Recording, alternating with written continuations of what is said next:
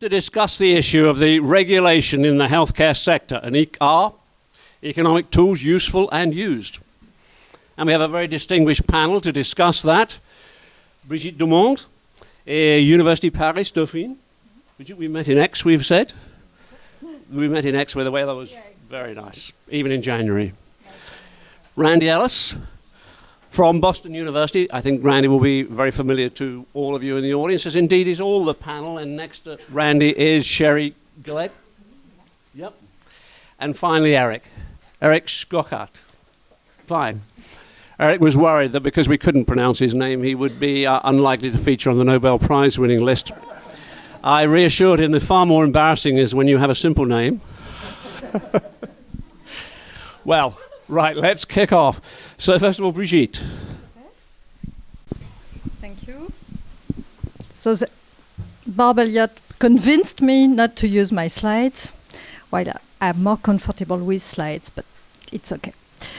So my subject is to speak about hospital reform in France and thinking about which economic rationales are behind the decisions.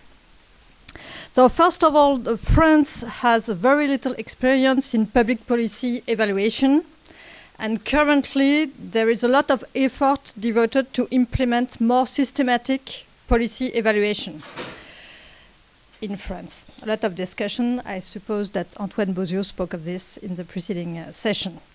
But when we do an ex post evaluation, we have not to forget to look at what has been actually implemented. First, what are the mechanisms inspiring the policy, and how the reform was actually implemented? What are the mechanisms which were actually put in place? And this is not so obvious as regards hospital reform in France.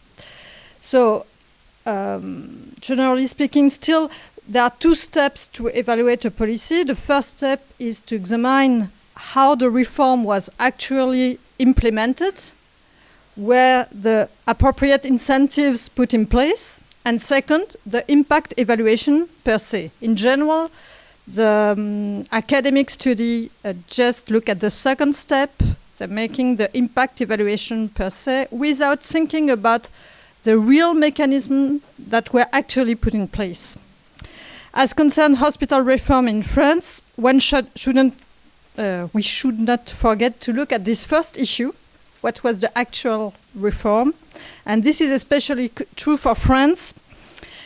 So I was referring to our father, Jean-Jacques Lafont, which in France we have a very important centralization and bureaucracy. There is a hospital bureaucracy to implement this hospital reform.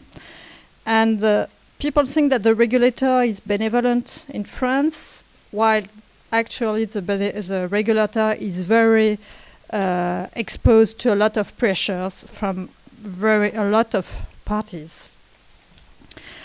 So here I will give some critical remarks on how the hospital payment reform was implemented in France.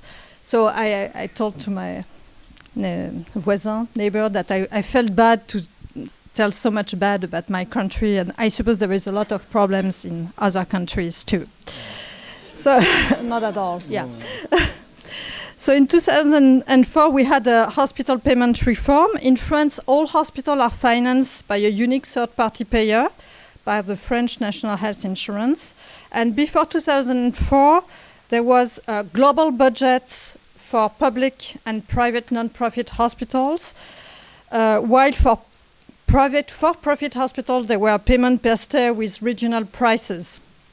And since there is an important point is that since 1996, there is expenditure cap policy, which is setting a maximum budget for hospital payment per year, which is named, the name is Ondam Hospitalier in France. So the payment reform since 2004 is Prospective Payment System. The name is Tarification à l'activité in France, which is implementing a fixed payment per stay in a given DRG. It has been gradually introduced in public and private non-profit hospitals. It's fully in place in 2008. So the economic mechanism that we want to put in place when making such a reform is to put in place fixed price contracts which are likely to provide efficiency in care provision.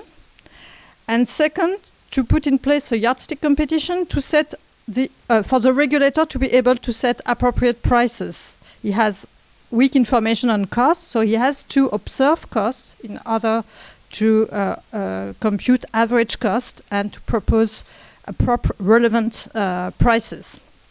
So now I turn to what happened in practice. So in practice, the T2A, tarification à l'activité, is close to a fee-for-service payment with prices decreasing with production level. In fact, it's a fee-for-service payment. It's about the same in any countries because DRG classification is very close to the procedure implemented. This is a problem in any country. It's not really a prospective payment. In reality, it's a retrospective payment. But the main problem is that because of the budget cap, prices are automatically reduced if the volume of stays is higher than expected. And the volume of stays at the national level. So there are externality created by other hospitals' activity level. And this is providing a very strong incentive for excessive activity. And these incentives are provided for any hospital. If they don't compete to make more stays, they will lose something because prices will decrease. So they have the interest to make more volumes. So I had a very nice table showing showing how prices have decreased every year for hospital between 2009 and 2012 because of this increase in a lot of stays and this budget cap. So the second point about T2A in practice is that there has been decided for excessive refinement of the DRG classification. In the first version, which was in, I don't remember, before 2000, there were 475 DRGs. And then there was a version, a 10th version was 780 DRGs. And then we turned to the 11th version, very recently in 2009, where we have 2,300 DRGs about, which is one of the highest level of the number of DRGs in world classifications. And this is due to the introduction of several severity levels. And it's known in economic theory that an excessive refinement is an incentive for DRG creep, and this can induce an increase of recorded severity level. So my third point, yes, I've seen it's horrible. My third point is that prices are set in order to pursue three objectives: efficiency in care delivery, allocative efficiency, there are priority of health policy that they manipulate prices to find these goals, and also to cope with the budget constraints. So here normally prices should be one instrument is to serve one objective. And here prices are used to pursue these three objectives. First, they use the average cost observed, then they manipulate the relative price deduced from the cost observed to have these, to encourage people to make less C-section, more ambulatory surgery, things like that. And then they reduce the prices to fit with the budget constraints. And finally, we have prices who are very far away from average cost. And I had a very nice panel showing that for some DRGs, you have the prices which is 30% of the cost. And for some others, the price is 3 times the cost. And there are a lot of distortion. Prices are very far away from cost. While in the economic model, normally the regulator has to base on the cost to set up the prices. So I have 2 little points. The first point is that public hospitals are subject to very soft budget constraints. While it's very important, the risk of financial failure, it's an important driver for incentives towards more efficiency. So maybe I skip the detail that makes that they are really not constrained, because there are additional allowance, there are specific budget for other activities, and also public hospitals are allowed to ask for more fees, for more payment from the patient. The name is Tarif journalier de prestation, which is covered by complementary health insurance, but can be up above the price of DRG. So the last, I have 2 minutes. The last point is, but I'm French, I have no slides, is the design practice. What about quality? In fact, there is a very large, we try to have large release of information on quality of care in France, but it's just starting. There is no evidence of demand elasticity with respect to quality of care for public hospital in France. There is some scarce evidence as concerns private hospital. So the situation is that we have an administrative monitoring of quality, and which is not wonderful for quality. So the outcomes, and I have finished in 1 minute, is that between 2003 and 2011, we have observed a huge increase in hospital activity. On average, it's 18%, of which 11.5% in the number of stays and 6% in the increase in cost weights, that we have more heavy DRG because of the refinement of the classification. And in this increase, it's mostly due to public hospitals. There were the hospitals who were exposed to this change in incentives to make more stays before private hospitals are already these incentives. So the public hospitals, they increased their market share and have an increase in activity of 23% and more than 13% increase in the number of stays and an increase in the cost weights. So is this an increase in quality? This is not obvious unless we think that quality is better in the public sector. Is this an increase in efficiency?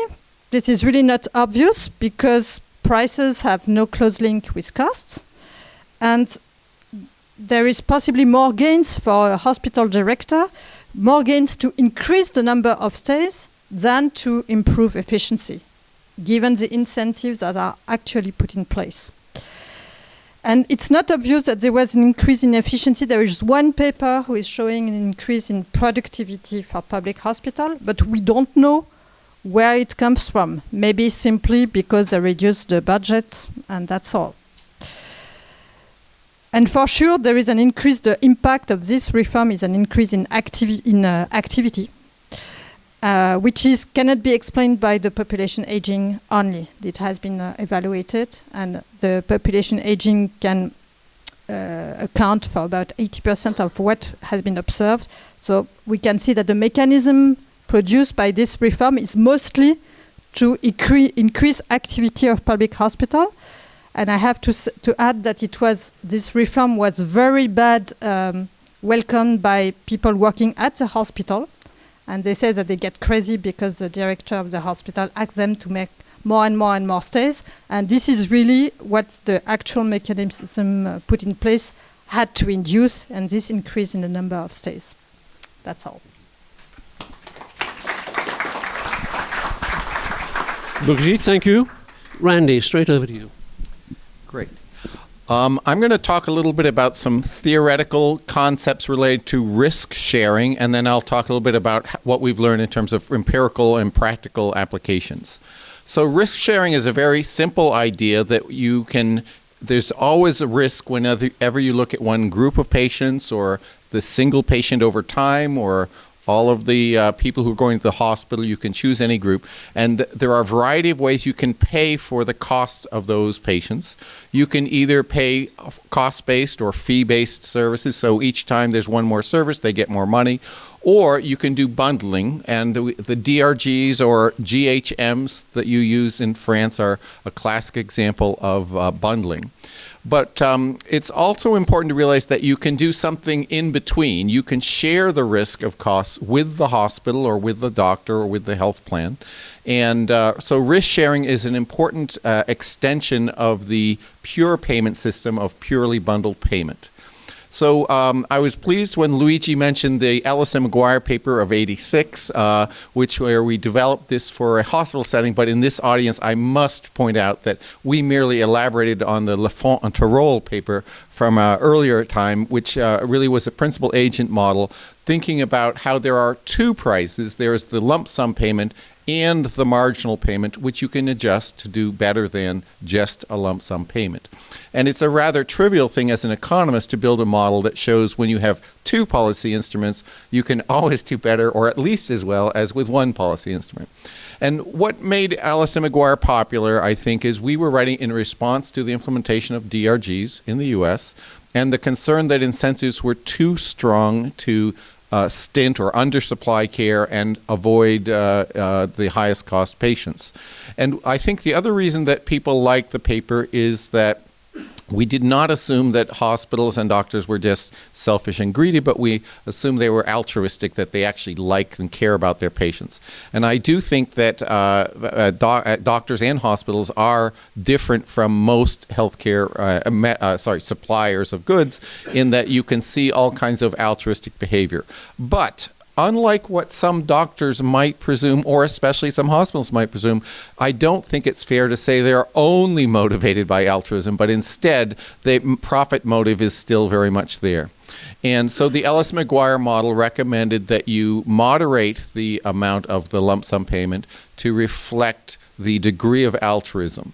Now, a flaw in our paper is we never actually estimated or even said what alpha is, and so it's sad that Luigi's still scanning all the way from 0 to 100% altruism, and so I did work some early in my career on what is alpha, and what I realized is it doesn't really matter. Use 0.5, okay, and the reason is that partly you still have two prices to get right, and the 0.5 pins down one, and now you can play with the other one if you want to make sure that you balance the budget, because fundamentally that participation constraint is going to be an important part of the story. And it will resolve all the uncertainty about which value of alpha you should use. There's actually two more good reasons to use risk sharing theoretically. One is if you worry that hospitals or doctors or small panels are risk averse, then if you impose all the risk on them with DRGs, then you may be making them risk averse and cautious in ways that you don't want. So a risk sharing formula will reduce the uncertainty and risk to them. And for those of you who do statistical modeling, the wonderful thing is that if you merely use 25% risk sharing, then you've reduced the R square or improved your R square to 75%. And I know as a modeler that it's really hard to explain 75% of the variation using diagnoses, but I could do it with a 25% cost share. So that's actually a worthwhile thing to remember. Now, another reason that you might want to do risk sharing is that if there's uncertainty about the costs or uncertainty about the alpha or uncertainty about the information that you have, the signals like diagnoses, those all give you a reason to maybe shy away from pure lump sum or bundled payment. Okay, so there's four reasons, that you can think of. Now, that was 30 years ago. And sadly, although bundled and risk sharing is happening in the United States and in other places, it hasn't taken off as much as we would have hoped. So Tom McGuire and myself have been advocates of this, but I admit that I spent a long time worried about pure capitation. But now I've seen the light, and I'm really promoting again the concept of risk sharing. One reason that it's hard to implement is that some systems do not really have a fee-for-service payment that you could mix or blend, take a weighted average of. And our simple answer might be, well, use average costs from the previous year. So you could take a blend of the hospital's own average cost with the DRG. That itself has a lot of the properties of the pure mixed system that we advocate. Another system that's very popular, I think is used here, is an outlier formula where you reward hospitals for the very expensive, very long stay patients. And actually, I think that's perhaps been too timid in the U.S. that you could think of that, because usually only a few percent of the spending in the U.S. is used in a risk-sharing framework. Reinsurance is a third opportunity where you only worry about risk sharing beyond some threshold, and that part is being used in the current health insurance exchanges in the U.S. So where is our mixed system or risk sharing used? I'm happy to point to Denmark as using a mixed system for paying primary care doctors, in which they get part of their compensation as a per patient per year salary or capitation formula, as well as a reduced fee for each visit. And the beauty of that reduced fee for a visit is they still have some incentive to provide more visits, but not as much as fully fee-for-service payment gives them. And another direction that is being used is in Belgium. They have quite a bit of risk sharing. Erik's here. They've been phasing it out, but they had an excessive amount of risk sharing, I would say, early on in their capitation formula. But they're another notable example of doing that. And then finally, in the United States, risk sharing is making a rise. The health insurance exchanges had not only risk adjustment, but also reinsurance and risk sharing for the first 3 years. And Tom and I at least think it would be terrific if they didn't phase that out all the way. It's also risk sharing is an important part of the accountable care organizations, ACOs, which are these new entities being created quite wildly in the U.S. with mixed results, I admit, but an important part of them is putting a group of doctors and hospitals at full risk for all of the costs of care for a group of patients. And typically there is risk sharing in that contract because otherwise it would be too risky for them. So I think all of these are ways that, the last one I need to mention is pay for performance can also be thought of as a risk-sharing opportunity where you're not using volume of services or costs, but rather performance measures about quality or patient satisfaction. I think we tend to focus on pure clinical intermediate outcomes, but the ones you really wish you could use are like avoiding disease progression or keeping patients healthier, reduce mortality, and then a whole set of things we tend to not measure frequently, like patient satisfaction. Did they enjoy their visit? Was the doctor and facility kind? And I know every time I stay in a hotel now, it seems I get a survey asking how was my visit. Why doesn't that happen as often when I go to the hospital or the doctor? So there's a puzzle for you that there are ways we could improve our performance. So I'm going to end there, and I didn't see my warning, so at least I can yield back my time to the rest of the group. Thanks. All right. Let's move straight over to Sherry. Okay, so Randy is a good illustration of my point. I want to talk about the role of economics in the U.S. Policy and regulatory process. And I should start by saying that health economics is extremely influential in healthcare policymaking in the U.S., which, given the dismal performance of the U.S. healthcare system, might be a reason for you to end this enterprise immediately. Although I prefer to think that the relationship between health economists and the performance of the U.S. health system is one of correlation and not of causation. It is so large that there is actually a cottage industry of people from other social sciences, as well as physicians, complaining about the role of economists in the U.S. health policy process. And it's interesting that their influence is so large, given that there is essentially no formal technology assessment in the United States at all. And that is a very typical way, that's sort of the bread and butter of economists in most other systems, and there's none of that in the U.S. So I should start off actually to reiterate something that Pierre-Yves said, which is that broad ideas of economic thought have been extremely influential, really originating in the economics of market failure in the 1950s and 60s, and then really developed in the United States and in other countries in the theoretical structure of health economics from sort of the mid-1960s through the mid-1980s. I would say your paper is a beautiful example of that. Developing a theoretical literature, and then because there is a lot of data, a huge amount of data in the healthcare system, beginning in the 1970s and through the 80s and 90s, a lot of empirical research focused really on identifying structural parameters of theoretical models. Very different from what we've been talking about in terms of evaluations of particular programs, but thinking about things like the Rand health insurance experiment, surely the most important randomized controlled trial ever done in the social sciences, I think, which was really about identifying the parameter of the price elasticity of demand for healthcare. And that project has been extraordinarily influential, remains extraordinarily influential today. So theoretically grounded identification of structural parameters using quasi-experimental or experimental methods with a lot of emphasis on causation, that's really been sort of the core of of health economics in the United States really since beginning in the mid-1960s. Now that whole enterprise has been very influential in the policy process because of the structure of the US health policy process, and I would say influential in 3 different ways.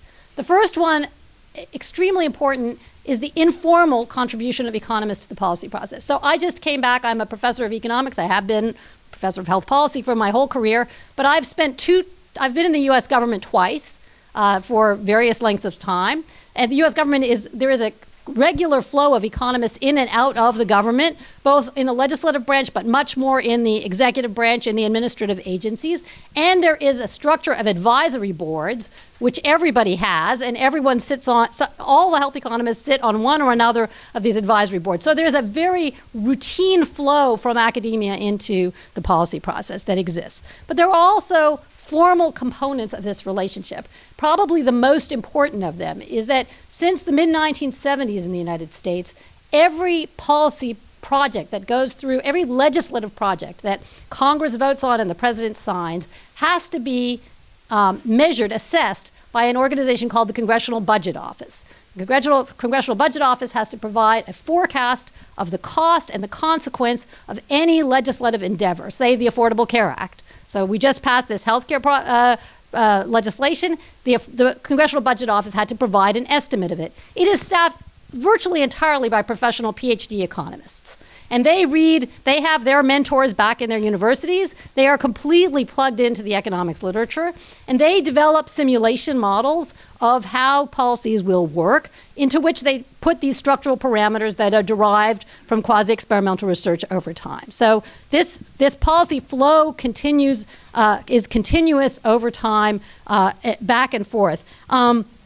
And in some cases, it's quite astonishing how impressive that enterprise has been. So if you look at the American healthcare reform, the biggest part of it is extending coverage to people through a system of subsidies. And the Congressional Budget Office had to estimate, if we give people these subsidies, how many people will buy health insurance? And the astonishing thing is that they said 8 million people will buy health insurance, and lo and behold, 8 million people bought health insurance, which I think as a forecaster is an astonishing fact. And it's really based on all these elasticity estimates that were derived over a period of 25 years by health economists working in the field. Now, I would say the Affordable Care Act also contains various elements that have to do with hospital and physician payment. And the Congressional Budget Office was much less confident in its estimates of the impact of those features, in part, and this is an interesting sort of sidebar, because economists are not the only people who matter in the policy process, whether this is a good thing or a bad thing. But the Congressional Budget Office recognized that in order to have the legislation take place and for physicians and hospitals to be willing to participate in the new system, the payment rates would have to be established at a level that was acceptable. And if you establish those payment rates at those levels, you were unlikely to derive savings. So there was actually an interplay between the economics and the sort of the politics of doing this. So one place that this is very important is in legislation. There is also a tradition in US legislation of legislating evaluations.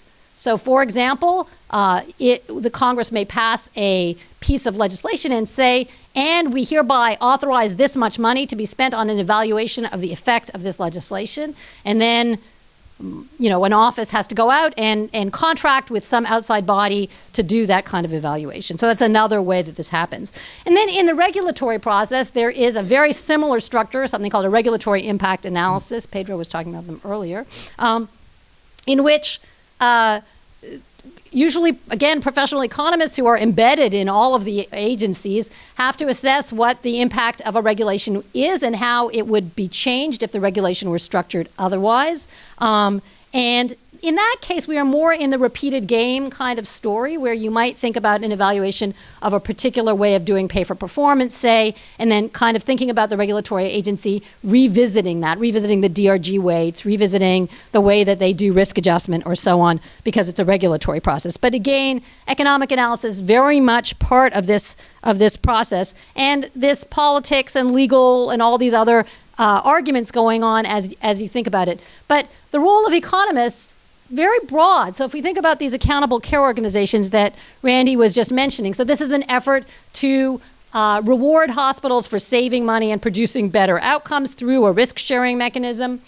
There was a lot of debate with many kinds of economists engaged around questions like, what will the impact of this regulation be on the incentives of hospitals and physicians to merge?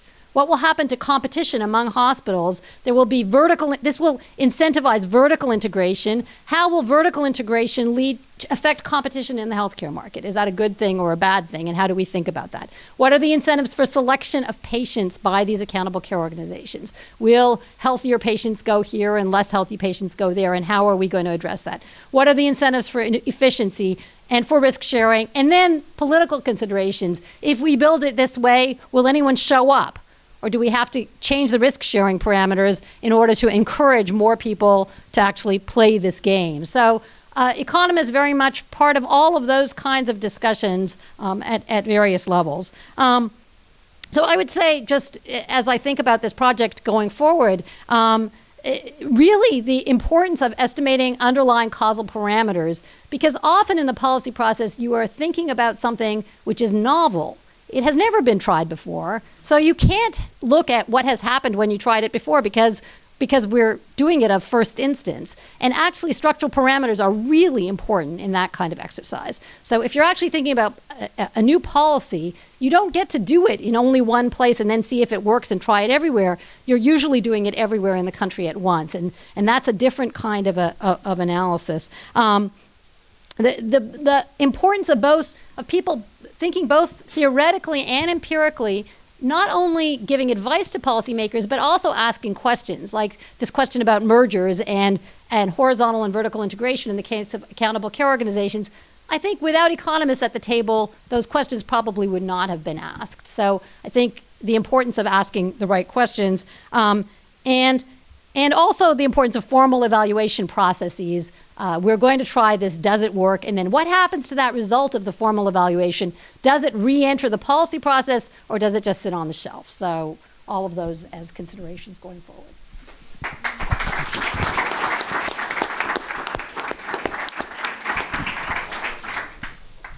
Erik. Let me first summarize what I have to say, and then you can sleep. Justice is important for health policy.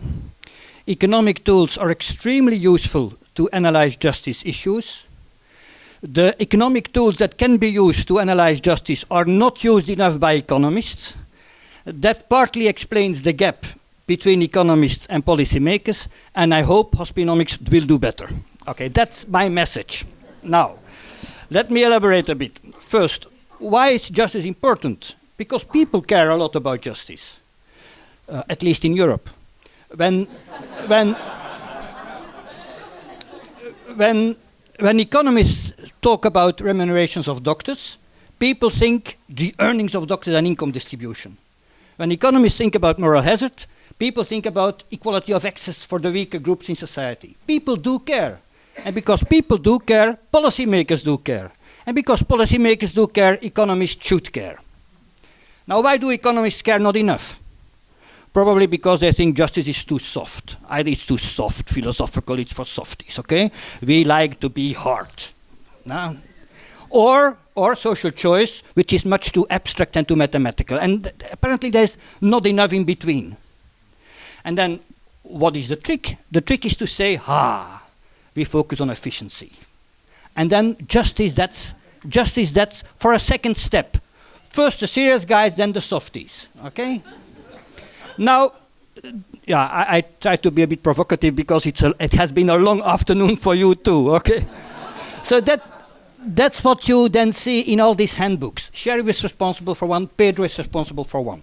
Very thick volumes, all about efficiency.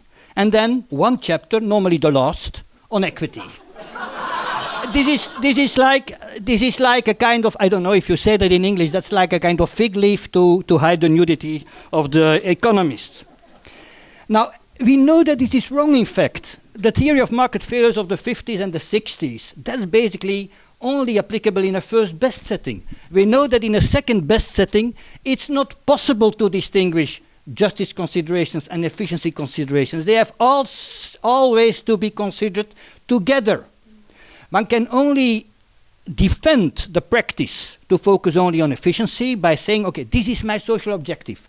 I do not care about distribution. And this is something which is, I think, very hard to defend and certainly not defended by the majority of the population. So I think the challenge is at least to be explicit about distributional effects, but much better to try to integrate considerations of justice in all our analysis of regulation. And I think we can do so. We have the tools. It's only that health economists do not seem to like to use the tools. I don't know why. So I think that if you look then at what kind of principles could be underlying this kind of analysis, there are at least two. First, healthcare is only important if it contributes to health. Quite logical, but we know that the contribution of healthcare to health is a bit small. That there are other dimensions of life and other dimensions of public policy which are at least as important. But moreover, health is only important if it contributes to well-being. We also agree about that. Now there's a lot of progress made in recent years on how to measure well-being, how to take into account preferences. I'm not talking only about happiness because I don't like the happiness literature too much, but there are alternatives to try to measure well-being. Very important, I think, also for health economics. Second thing, when we think about justice, people think about equality, but most citizens also think about, let's say, equity. People are to be held responsible for some of their characteristics, for some of their features. They have to be compensated for other features. Okay? There's a lot of recent social choice literature which has really explored the problem. We really understand this problem very well, and we know how to make it operational. So I think invitation for health economists to do so. Let me illustrate with two practical examples. First, prospective payments. We have been talking a lot here about prospective payments. They are used, prospective financing systems are used for hospitals. They are also used for insurers. I know more about the use of prospective financing systems for insurers. But the general idea is the same. So we know that some variables have an effect on expenditures.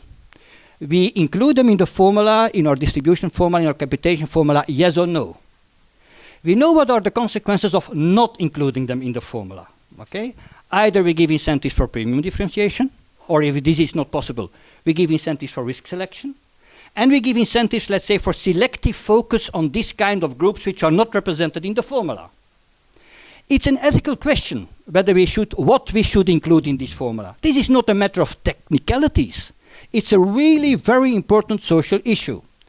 When we did it in Belgium, the risk adjustment formula, together with Karin van der Voorde, who is in the room, we introduce all kinds of morbidity information, as people normally do, and then we see that all the socioeconomic variables remain highly significant. What to do? Do we leave them out? That's a very easy solution. If we include them, do we have to include them also in the capitation formula? Yes or no? I do not give an answer. I would say yes, of course, but the only point I want to make is this is a matter of ethical discussion and debate, not a technical issue. And there are difficult issues. I mean, for instance, in Belgium, we find a very negative effect of the self-employed on expenditures. And then how to explain this? Part of it is probably less moral hazard among the self-employed. Part of it is probably they are healthier. But the two effects then go in the opposite direction. In one case, you would say we include it in the formula. In the other case, you would say no. Only point I want to make is important to think about this. The same is true, in fact, for financing systems for hospitals, where you have exactly the same issues. What variables to include in the financing system? This problem can really very well be tackled with the economics I talked about distinguishing responsibility on the one hand and compensation on the other hand. It's formally exactly the same problem. Second issue. This is a kind of introduction to the next round table. Priority setting. For many people, health economics is cost-effectiveness analysis. They even do not know that there are health economists who do something else than cost-effectiveness analysis. But the issue is that cost-effectiveness analysis is not economics. I mean, this is... Okay, come. I'm a bit exaggerating, of course. The reason is the objective function which is used by in cost-effectiveness analysis is maximize the sum of qualies. Okay? Who wants to maximize the sum of qualies? Well, is this really the most important issue? It's a trick. It's a trick to be able to focus only on the healthcare sector, which means if you use this trick, you are no longer able to answer the real issue, and the real issue is what share of our GDP should go to the healthcare sector. This cannot be answered by these techniques. Second, unweighted sum of qualies means that one completely neglects distributional issues. All surveys I know show that a large majority of the population does not agree with this objective, wants to introduce in one way or another distributional issues in the analysis. Again, this is not a catastrophe. We know how to do better.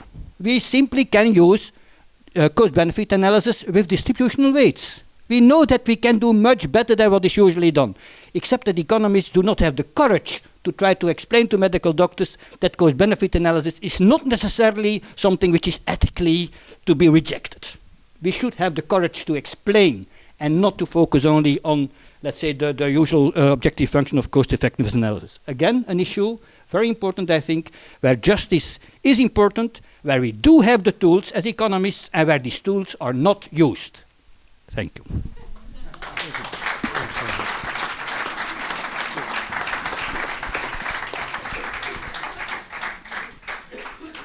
I suspect each of those contributions could lead to discussion between the panelists, but I'm not going to allow them first choice. Let's take some questions from the floor. Thank you. My question is for Randall Ellis and Glied. Tell us who you are. My name is Stéphane Lamy. I'm a labor economist. My question is about the Obamacare. Is this reform changing the risk-sharing behavior in the United States? And the second part of the question is, with reference of the last reform in France, is there kind of convergence possible between the French and the European system and the American one? Thank you.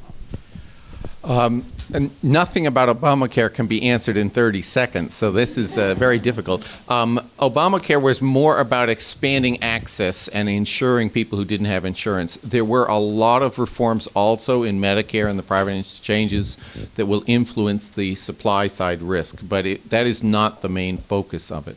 And I'm going to steal 30 seconds to also reply on Erik's comments that on risk sharing. All right. But when you stick procedures in your DRGs, you are risk sharing. You're paying for a procedure in a sneaky way, and the DRGs in the U.S. are called diagnosis-related groups. In your case, they're called maladies, but they're actually rewarding a lot of procedures. And the refinements that have developed in the U.S. and in France both are building a lot of fee-for-service type incentives into the hospital-based payment, and that is a big concern because that's too strong a risk sharing. It would be better if they had to the hospital should bear some of the cost of recommending a cesarean delivery instead of a normal delivery. Then they will create the right incentives to not do as much of the more expensive thing. Let me just answer your question very briefly. The Medicare program in the U.S. is the largest payer in the country, and it has introduced some new risk-sharing elements to it. They are not extremely strong risk-sharing elements, I should say. They are relatively modest amounts of risk-sharing. They do seem to be getting a fair amount of interest and attracting a lot of interest from providers for a variety of reasons we could talk about. And some of the private insurers have imitated them or have done similar things separately. So there is a little bit of movement in that direction, but it is not enormous. Just to follow up on what you were saying, don't you think that if you decrease risk sharing in the case of procedure or new drugs, then you're going to diminish the uptake of innovations? Well, presumably you're going to increase the bundled payment, the fixed amount, and reduce the incremental payment for the procedures, the drugs, the whatever you think you're worried about being oversupplied. But it's often done in 2 steps just to be sure that you ensure the uptake and after you increase the bundle. The problem is when you fully compensate for the extra increment, then you're basically back in fee-for-service. Yes, my name's Pierre Lanois. I'm a family physician from Canada.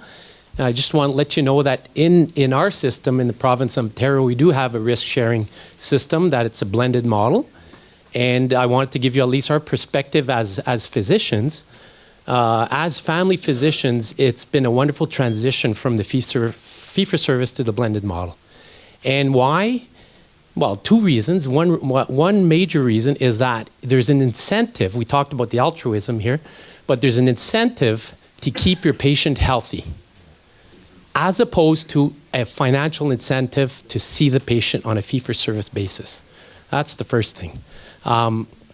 And it's been wonderful also on the side of the physician for the income and our quality of life. It's been different in that way too. There's no drive to have to work. So it's been wonderful in that sense. And then in our province, they are working on possibly pay for performance in that sense, but it's a very complicated type of pay for performance, because what they're thinking of is payment for by disease burden, and that has its own problems also, because we can sometimes physicians may create some disease burden which drives the fee-for-service kind of income. So I want to let you know that on our perspective, it's been a nice experience as family physician. Last comment I have is that I believe that if you want to close the gap that you've talked about between health economists and the grassroots physicians, which I believe were almost at opposite ends of the spectrum, maybe work from the bottom up rather than the top down. Thank you. Well, I have a question for Sherry, if I may. You spoke about the flow between government and between academia, which you said was a feature of the US system. I'm not sure that it's such a prominent feature, when I look to people like Andrew here, of the UK system, and I'm not sure whether it's a prominent feature of the French system, but it seems to me there are substantial advantages that flow from that in terms of the research community understanding what the policy priorities are, knowing what tools are needed to actually address those, and it's part of that engagement with policymakers. So that we are able, it's part of one of the contributory steps toward having impact. I think it's very true. I mean, if you look at the most prominent health economists in the US, I think you would see people who have had significant stints in government back and forth. And I know for myself that when you spend 2 years in government and leave, the set of questions that seems important to you is a different set of questions than would be true when you were just back in academia. Reading the newspaper doesn't give you as tight a sense of what the real questions are. And they're not necessarily the questions the policymakers ask you. They're the ones you see around you as you work with the policymakers, which is not quite the same thing. Now, I wonder, NICE and places like that must have much more of this connection, no? Give Andrew the microphone. So, yeah, I mean, I think you're right.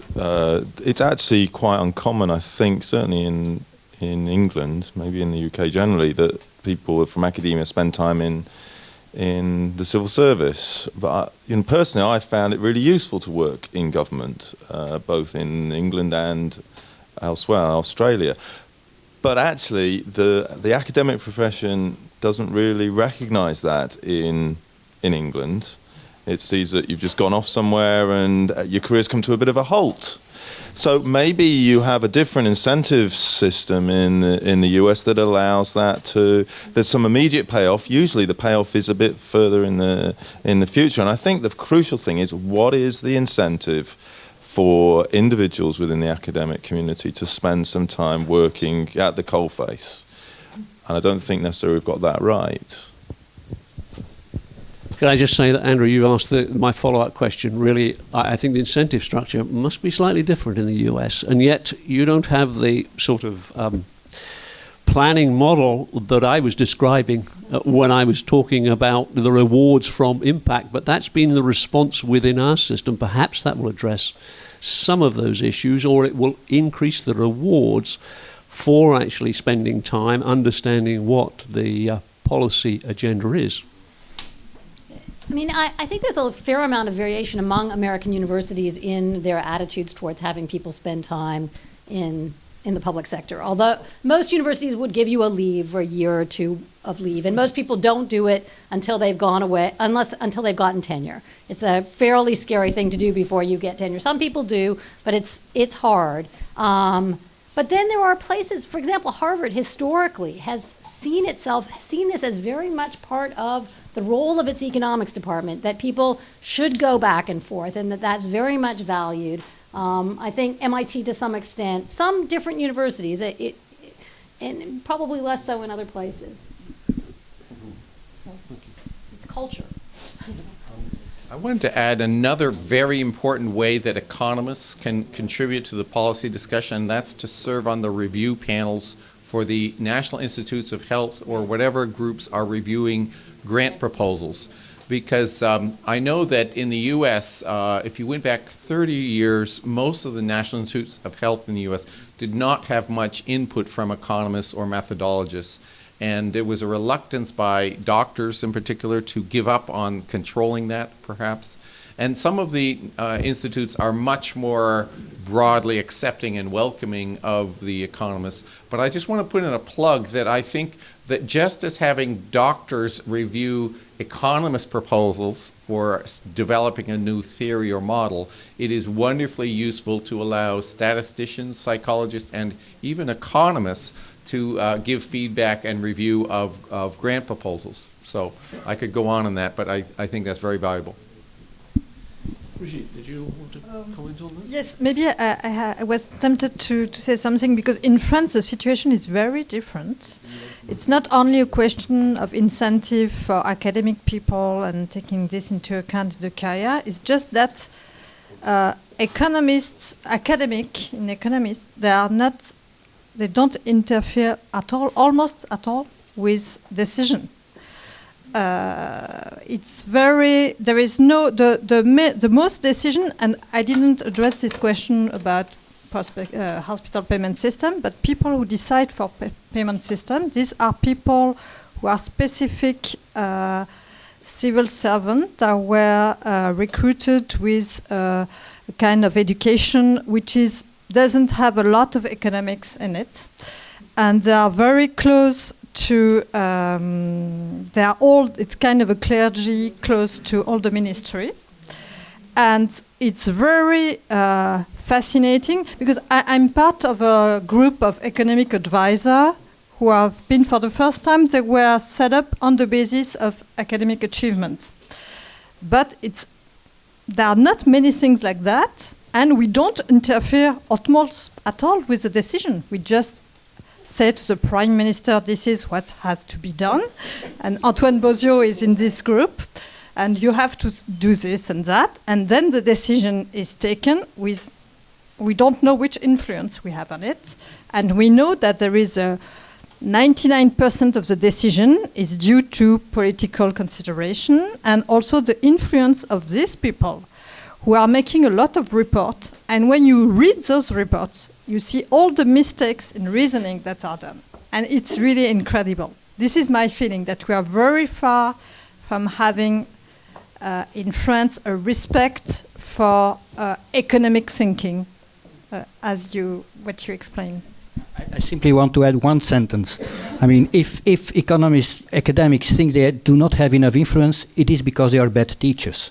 Because they should have influence to their students, because it's their students that go in these administrations, and it's the students that go in policy. So if we were better teachers, we would have more influence. There is a separate universe between teaching, university, and the place where those people have received their education. And separate universe. on that note, I'm going to bring this session to an end and thank again all our contributors.